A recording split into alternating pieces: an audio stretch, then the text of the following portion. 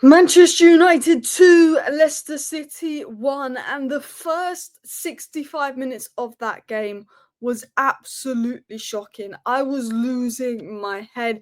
I was getting frustrated. I had basically nothing good to say. And a little bit like the Southampton game, all of a sudden United woke up with about 20 minutes to go and just brought this much needed intensity. Much of it came through the Garnacho and Zirkzee subs. They changed the game for us today. And I tell you what, we did enough to win the game in the end because the last 20 minutes from United was what I've been wanting to see over a 90-minute period. And if we'd have played like we did in the last 20 minutes across the 90 minutes, I'd have had something very different to say. But the first half was probably the worst performance I've seen for United all season, considering what we did to Leicester in the two games we played against them earlier in the season. And it looked like two very low-quality teams playing. But at the end of the day, all of a sudden the players decided, let's try, let's give some intensity, and it was a different game. I think Ruben Amorim made some worrying decisions. I am by no means Amorim out. This is a long-term process, short-term pain, long-term game. Amorim's going to need the profiles in to make it work, and this is about players not trying. I'm not Amorim out, but some of his decisions worry me, and some of his persisting with Diallo at left wing back, some of his playing very defensive, and then in the last 20 minutes finally playing a high line. I have concerns around Amorim. That is not me saying Amorim now. That is me knowing the players are the bigger problem. I mean, knowing he doesn't have the profiles. He doesn't have a ball carrier. He doesn't have another wing back. He doesn't have a striker that's good. He doesn't have a midfielder that can play progressive passes. Of course, it's going to be difficult for Amorim, but he is getting decisions wrong. So I want to break down Manchester United 2, Leicester 1, because there's quite a lot to talk about. The most important thing was the win. I want to win the FA Cup again. It could get us back in the Europa League because we're not finishing in the top 8 or top 7 this season. But I am concerned. There's a lot of worrying things. It was very Southampton 2.0. It was 65 minutes of crap, and then we showed up for about 25 minutes and was like, oh, we are the better team. But why was Southampton playing us out the park? Not Southampton, Leicester playing us out the park for 65 minutes. I'm not going to be too negative because we won the game, and that's the most important thing. But I have to pick out the negatives. The positives, I thought Dorgu was good. I cannot believe he came off. I thought Zirkzee was good. I thought Garnacho was good. I think sometimes his decision-making and shooting can improve, but he was good. He changed the game. Ahmad was good, obviously, as well. But let's talk about the game, because these are my thoughts, and some of these notes I made when we were losing, some of them I made when we were drawing, and some of them I made when we were winning, so you could probably see the mood change. But Leicester dominated us. It was worrying how bad we were, and then about 65 minutes, we woke up and decided to play. Dorgu and Ahmad, for me, were the only bright sparks in the first half. I lost my head in the first half. This is what I said in the first half. We are getting worse with every game. We could play for 8 hours and still not score, zero intensity. We played better football under Ten Hag, zero movement or runs in attack. Ahmad the only one trying to make things happen. Ruben Amorim doesn't have the players to fit his system, but he needs to make better decisions. Diallo and Dorgu need to swap positions. We've seen Diallo attempt to play left wing back in every game, and it simply doesn't work. Højlund telling Euro to play it over, then Højlund running in the other way sums up the game. Dorgu and Ahmad only players that can move the ball forward. I lost my head up in the first half because the first half was the worst football I've seen this season. It was worse than Ten Hag, and this wasn't an attack on Amorim. It was clear the players weren't trying, but this was Amorim. Why is Diallo playing left wing back when we know that doesn't work, and we've brought in a left wing back to stick him on right wing back, and we hook him at half time? I had some concerns. That was my half-time thoughts. But obviously we got better in the second half. The decisions paid off with Ruben Amorim, and we showed some intensity. And I think one of the main reasons we were losing wasn't because of Amorim's decisions, although I think he got things wrong. It was because of the lack of intensity from the players, the lack of tempo. That was the big thing. And we lacked the ball carriers. Ahmad was the only player that could carry the ball. Ahmad was the only player that had that spark. And I think Garnacho coming on, being someone on the left-hand side that could carry the ball, all of a sudden we've got 2 ball carriers on the pitch and we're less predictable. Amorim's system relies on ball carriers. We do not have that. We need either Morgan Rogers or Mateus Cunha to come in the summer.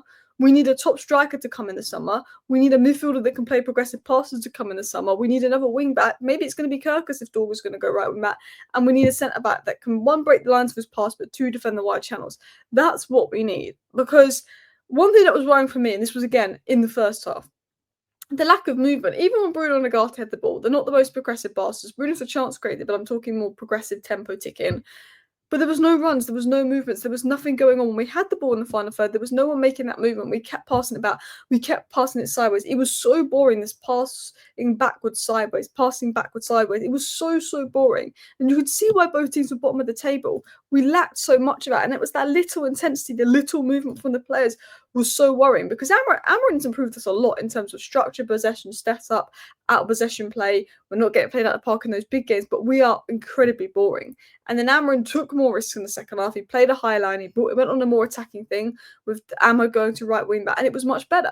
Mazraoui had a good game in the second half when he went to right centre back. Euro had a good game in the second half when he went to left centre back. I think Euro suits left centre back, and Mazraoui suits right centre back more.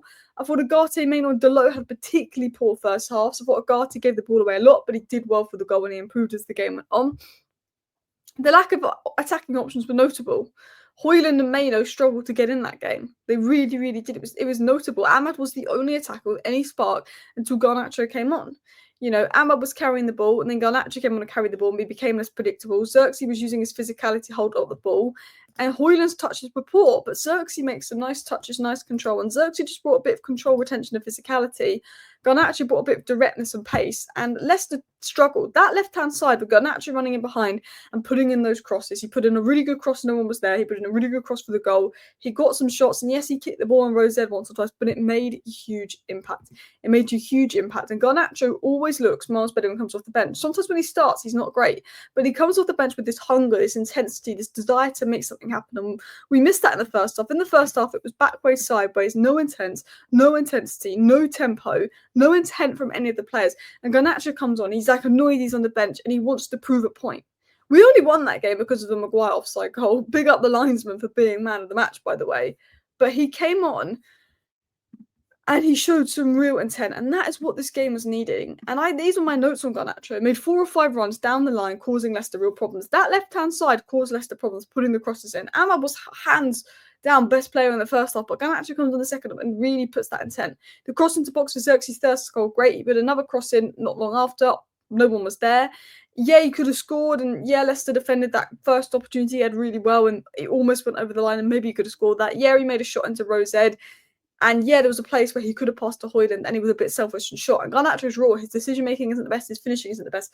But he wants it. He wants to make something happen. He wants to drive forward. He wants to be direct. And he changed the game today. Him, Amal and Dorgu were the only players showing some real attempt. And I don't know why Dorgu was taken off. I'm going to hope it's for some kind of knock or precaution because it made no sense to keep Diallo on and take Dorgu off. It should have been Dorgu going left wing back, Diallo coming off because Diallo was bad and Dorgu I thought was quite bright in that first half. But the players were slow, they were static, they were barely making runs, and Garnacho was there. I want the ball, I want to run forward. And he just needs to improve the decision making. I think Højlund was there and the pass was on to him in the 78th minute. And I feel for Højlund because he doesn't get the service, but then also he doesn't always make the best runs. He doesn't always have the best movement. But Garnacho did well. I thought Zirkzee did well. 19 total touches, 5 out of 5 tackles. He won the ball back so many times, got in the duels, 2 shots, 1 goal. Sometimes I wish he was in the box more, but that's just Zirkzee's game. But yeah, he was getting on the ball, made some nice touches. I was impressed with Zirkzee's cameo. I was impressed with Garnacho's cameo. And I still think that Zirkzee, Garnacho and Ahmad is probably our best front three at the moment at Manchester United. You could argue maybe we put Maino in the right 10 and try Ahmad right wing back, but I think that is clearly the best front three. And look, I feel a bit sorry for Leicester. I mean, I don't want to do it. I'm happy we won, and that's all I care about. But I feel sorry for Leicester in the sense of they outplayed us for 65 minutes and got beaten by an offside goal, which was incredibly unlucky. It was classic Maguire goal. That was the most Harry Maguire goal ever. Again, we haven't looked massively like scoring in recent games, but we did today. But Leicester were unlucky, let's be honest. But I want to give Patrick Dorgu a shout out. I don't know why he was taken off. 100% aerials won, 82% pass accuracy, 47 total touches, 7 defensive actions, 2 fouls committed, 2 interceptions, 2 fouls, 1 take on, 1 shot. I think he lost the ball once or twice, although one of them I thought was a foul. But yeah, I mean, Leicester City have lost all 3 games to United. We've got to play them again this season. But I am worried about how close the Southampton games were, how close the Leicester City games were, how both teams outplayed us at home for at least an hour of that game. And because we just have the extra quality over them and we're like crap and we had to turn on the intensity in the last 20, 30 minutes of those games, we won them. I have worries. I have concerns. You know, we won the game because of an offside goal right at the death. We're quite lucky to go through. But you know what? In the Arsenal game, we were really unlucky. Kai Havertz dives, they get a penalty. You know, I think luck comes in swings and roundabouts. Luck comes in big swings and roundabouts. Sometimes you don't get the luck. The Arsenal game, everything was going Arsenal's way.